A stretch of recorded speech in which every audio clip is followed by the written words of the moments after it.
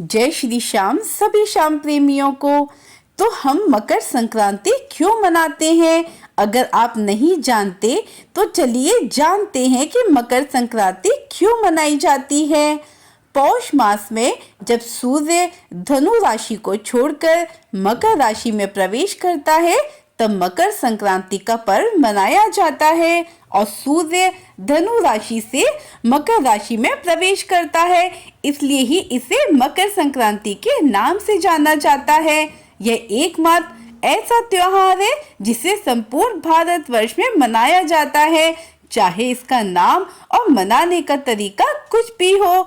वैसे तो यह पर्व जनवरी महीने की 14 तारीख को ही मनाया जाता है, क्योंकि यह त्योहार पूरी तरह से सूर्य के मकर राशि में प्रवेश करने के दिन मनाया जाता है और सूर्य सामान्य है 12, 13, 14 या 15 जनवरी में से किसी एक ही दिन में मकर राशि में प्रवेश करता है। इस बार यह 14 को ही मनाया जाएगा। हिंदू धर्म में महीने को 2 पक्षों में बांटा जाता है, कृष्ण पक्ष और शुक्ल पक्ष। ठीक इसी तरह से वर्ष को भी 2 आयनों में बांटा गया है, उत्तरायण और दक्षिणायन। यदि दोनों को मिला दिया जाए तो एक वर्ष पूर्ण हो जाता है। मकर संक्रांति के दिन से सूर्य की उत्तरायण गति आरंभ हो जाती है, इसलिए मकर संक्रांति को उत्तरायण भी कहा जाता है। हिंदू धर्म की मान्यता के अनुसार इस दिन भगवान विष्णु ने असुरों का अंत कर उनके सिरों को मंदार पर्वत में दबाकर युद्ध समाप्ति की घोषणा की थी। इसलिए इस मकर संक्रांति के दिन को बुराइयों और नकारात्मकता को समाप्त करने का दिन भी कहा जाता है। इस त्योहार को अलग अलग प्रांतों में अलग अलग नामों से जाना जाता है। तमिलनाडु में इसे पोंगल के रूप में मनाते हैं, तो आंध्र प्रदेश, कर्नाटक और केरला में केवल संक्रांति के नाम से मनाया जाता है, जबकि बिहार और उत्तर प्रदेश में इस त्योहार को खिचड़ी के नाम से जाना जाता है।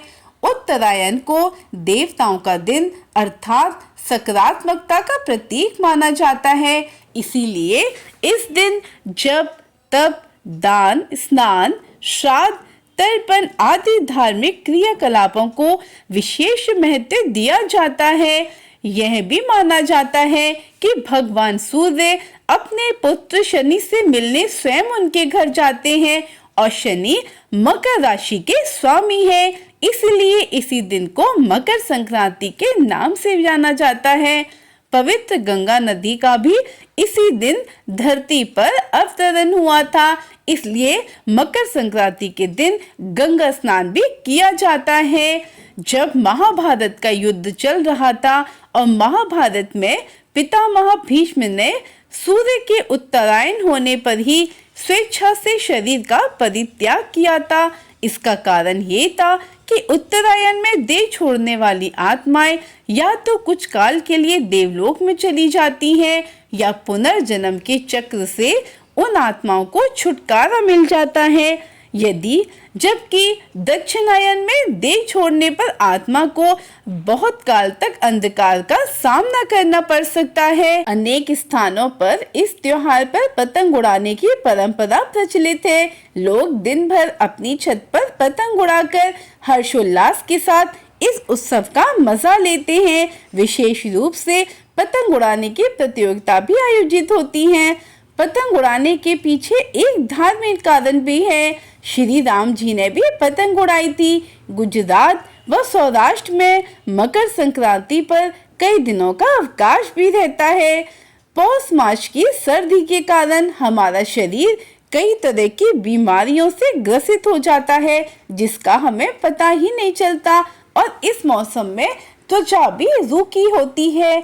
इसलिए जब सूर्य उत्तरायण होता है तब इसकी किरणें हमारे शरीर के लिए औषधि का काम करती हैं और पतंग उड़ाते समय हमारा शरीर सीधे सूर्य की किरणों के संपर्क में आता है, जिससे अनेक शारीरिक रोग जो हम जानते भी नहीं वो स्वतः नष्ट हो जाते हैं। मकर संक्रांति के दिन दान का भी बहुत महत्व है। कहते हैं इस दिन तिल की गजक या तिल के लड्डू का भोग भगवान गणेश को और सभी भगवान को जरूर लगाना चाहिए। और इस दिन गुड़ तिल के लड्डू या गजक का खुद भी सेवन करना चाहिए। और इस दिन खिचड़ी भी बनाई जाती है। तो भगवान की ऐसी ही रोचक बातों को जानने के लिए इस चैनल पर बने रहिए। जय श्री गणेश, जय श्री श्याम, जय श्री राधे।